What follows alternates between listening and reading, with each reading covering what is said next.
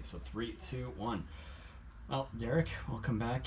It's Mayor's Monday. Just about 1 year onto the job. Have you gotten used to this yet at all? I think I'm finally getting the hang of it. Finally yeah. getting the hang of it. Yeah, I mean, obviously, we say that jokingly. You obviously had quite the winter so far up there. I mean, whether it was the tax issue up there in Merrill, you got the petition right now to recall some of your city leadership as well. I mean, what did you learn kind of navigating the ship through that whole process? I've learned a lot of things. The year as a whole has been it's been a really good experience because city government kind of works on different things at different times of the year. So you need a full year in to really see the whole picture. With the recent events, the tax issue and the recall, that's something that a lot of mayors probably don't get to experience, especially a recall of 5 of the 8 council members.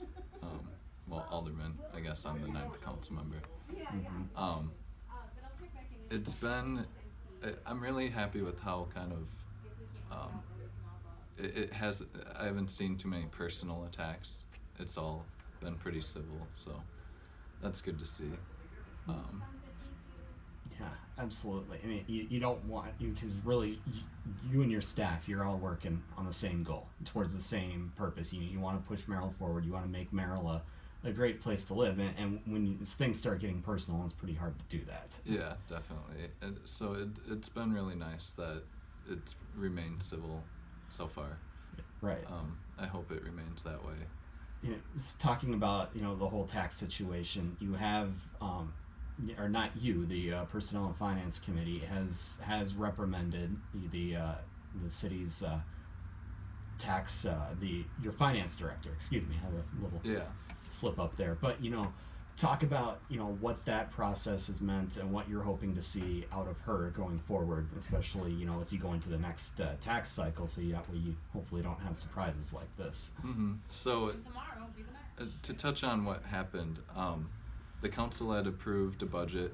I vetoed, hoping to get 3%. Rather, I think it was 4.5 at the time, a 4.5% increase. We did that. We managed to whittle it down to a 3% levy increase. When we were shooting for 1%, well, that percent has to be converted to a dollar amount by the finance director, and then we ultimately approve a dollar amount for the tax levy. Well, some things got mixed around. In the end, the levy increase was over 4%. We didn't get the 3% that we wanted. So that was a large issue, especially when it showed up on people's tax bills. Some other variables went into that, and they ended up being hit with a 7.4% increase, which is shocking when you're expecting something around 3%. So that has kind of led into this whole recall thing too, because I had said a lot of people were rightfully upset. So I had said you have to hold your elected officials accountable. I had been talking more about, call us, meet with us, run against us in the next election cycle.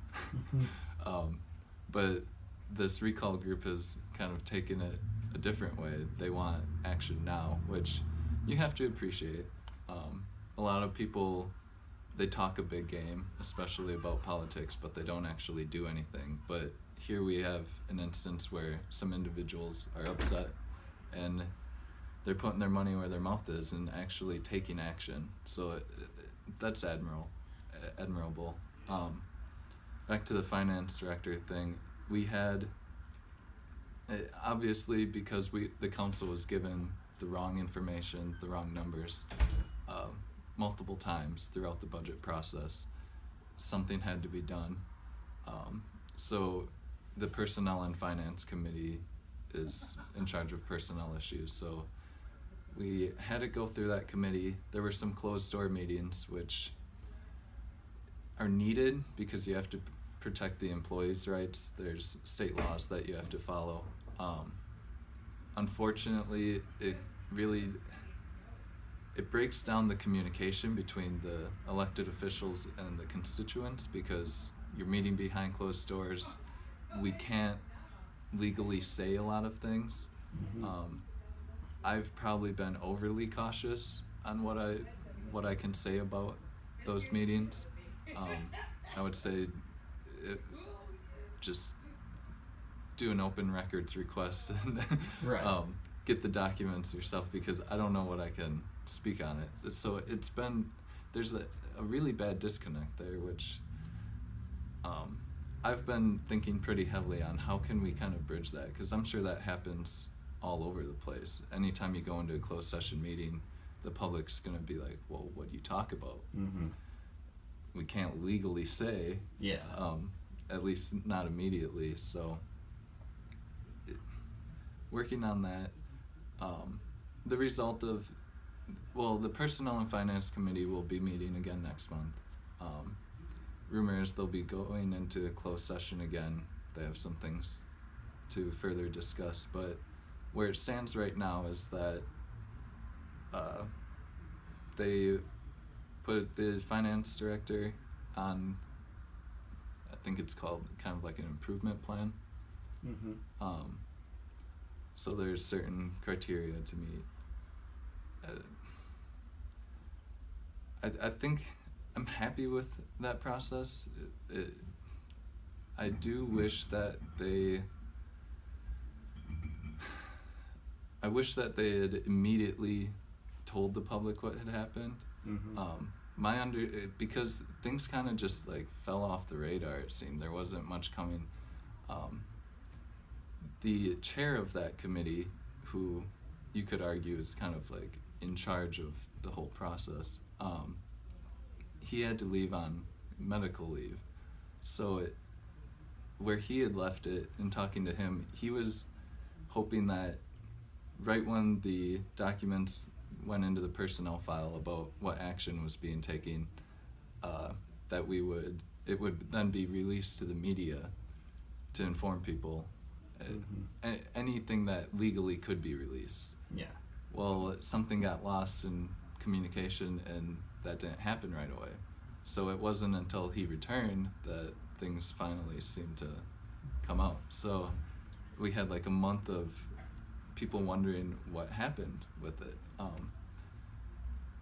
The plan, I have confidence in it. I'm kind of new to that whole thing, managing employees. So I'm really happy with the action that the committee has taken. We had brought in an outside lawyer to assist in things. So I was happy with that, just because the city attorney is a great guy, but you have a working relationship with these people. It's Sure. just to make sure that there's no conflict of interest. We brought in an outside attorney to help with the employment law. I have confidence in the finance director. She's very driven, so I think that she's definitely taking this seriously, and she'll be doing what she can to improve.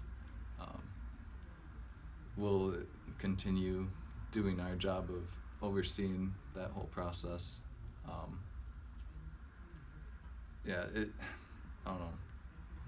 Really a terrible thing to walk into as a first-year mayor, because I have less than a year experience. We have I'm surrounded by people with 15 years of experience, and they happen to make a mistake right when I come in. Right. Yeah. So it's definitely caused some things. This was something that I ran on. I was very vocal in my campaign about my feelings about the city administrator and the finance director. So I don't know. I guess I'm left wondering if action could have been taken sooner. I had tried to get things going, but Yeah, because this is something you certainly don't want to see happen again next year. Yeah, where all of a exactly. sudden your residents are hit with, say, another 5% increase, and then all of a sudden you're looking at taxes going up by 10% over Yeah. a 2-year period. That's obviously something that you're probably already thinking about for the next cycle to make sure that doesn't happen. Yeah, Right? it's not going to happen again. If it does, it's not going to be good because I like, what can you do as an elected official? I if it was all on me and it wasn't handled through a committee, which I think things should be handled through a committee, we shouldn't give the executive 100% power. Mm-hmm. I would have been I would have taken probably a more offensive stance. What happened isn't really acceptable in my eyes, but there's employment law that you need to follow, so we have to make sure we stick with that.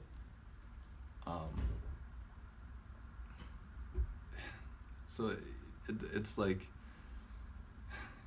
we have to hold our elected officials accountable.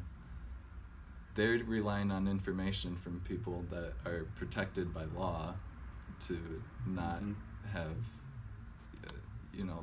the blame fully placed on them and have them kicked out of office. So it's kind of a weird situation, one that I never expected to be in.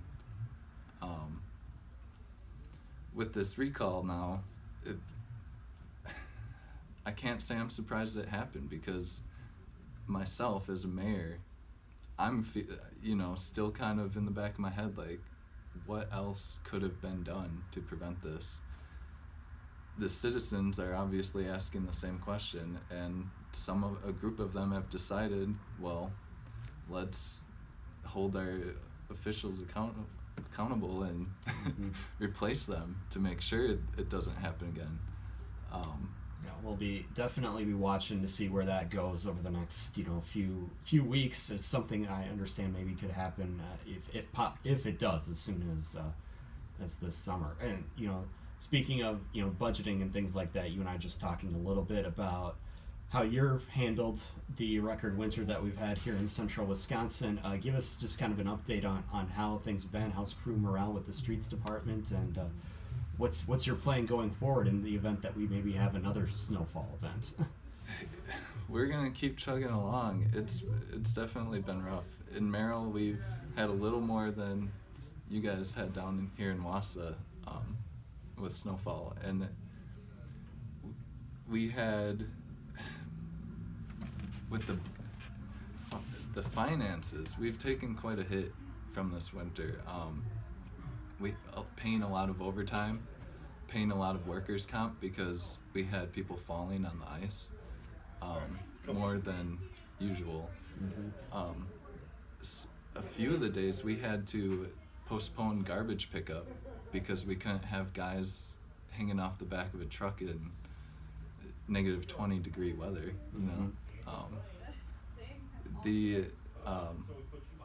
Everyone really stepped up though. People were driving much safer because you couldn't see around the intersections. The street department was working longer shifts, more days a week, just really working their butts off. Yeah. Trying to get rid of the snow. Started to run out of places to put it. Had to think where it could go more than usual. What else happened? Merrill had a power outage one of the nights. Yeah.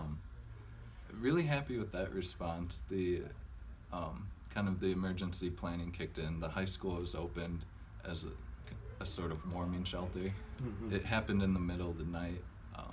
I woke up pretty much just before the power came back on. Yeah. Because the house was suddenly colder. That is true. Yes. Yeah.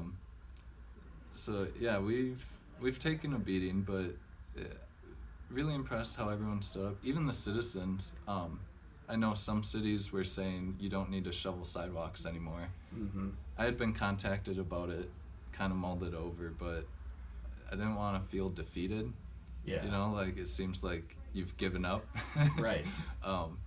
I know there's people in Merrill that like to walk to work and rely on the sidewalks to get around. I wasn't comfortable with saying, sorry guys, you're gonna have to be going through knee-high snow. Yeah, walking the street, or things yeah, like exactly. that too. It'd be more dangerous to have them Right. in the streets.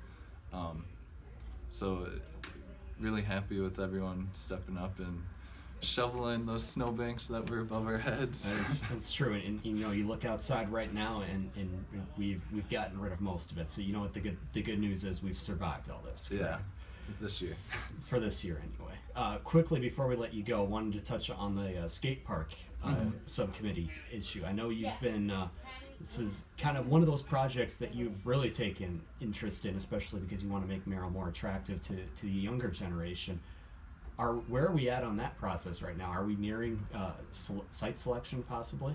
So we have the site selected. There were two really good options in Merrill.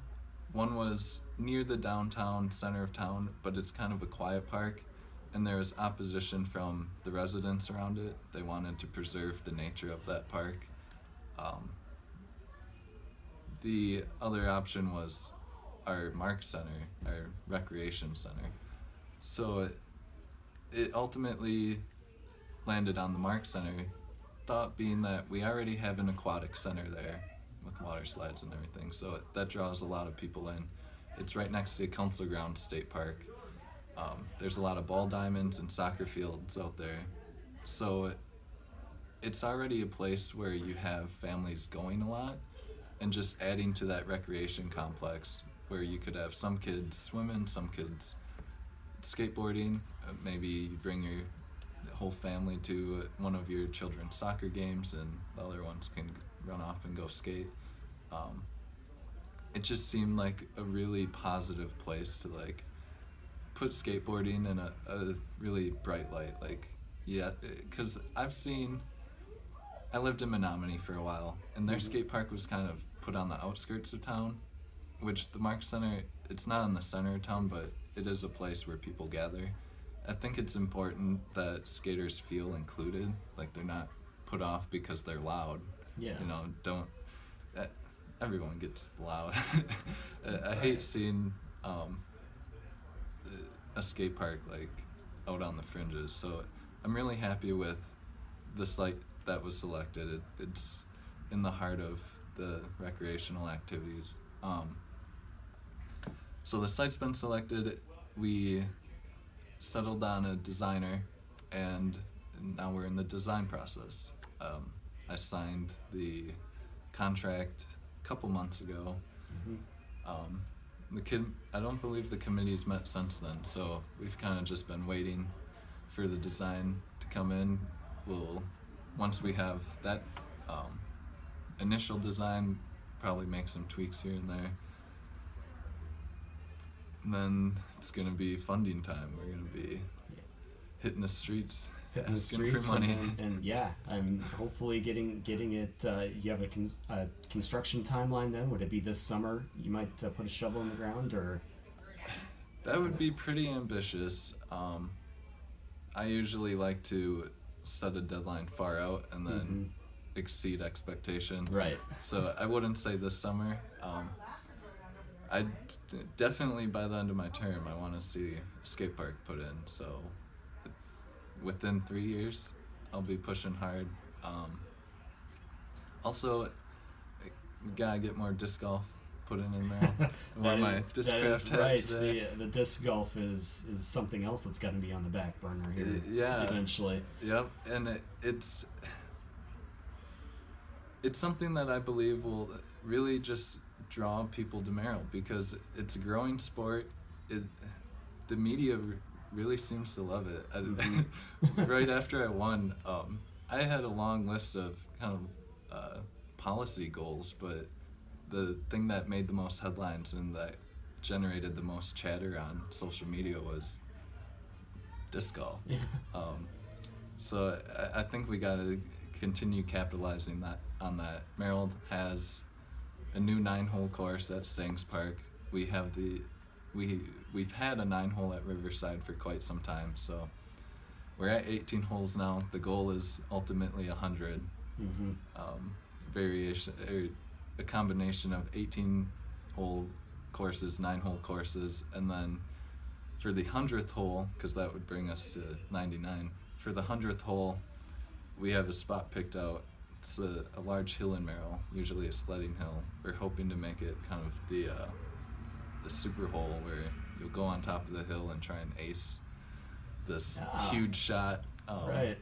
Toyed around with, you get some award from the mayor or something if you can supply video evidence of acing the crazy shot. Absolutely, I like it. Yeah, there's a lot of fun to be had with the further implementing disc golf. And you know what? You don't have to have a whole lot of athletic ability to be successful at it. You just have to be able to throw the frisbee, and throw the disc, right? It's literally for any age. We had an ace race last fall, and the second place winner was, I think he was like 11 or 13.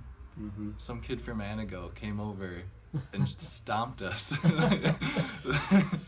So yeah, it's for any age. Yeah. Like this kid probably came up to Right. my belly button and he beat me. So Hey, you know what? Tip your hat to him if they won fair and square, right? Yeah. Well, we Great appreciate player. the time, Derek, and again, good luck with the plans up there in Merrill. We'll look forward to chatting in the future. Yeah, same.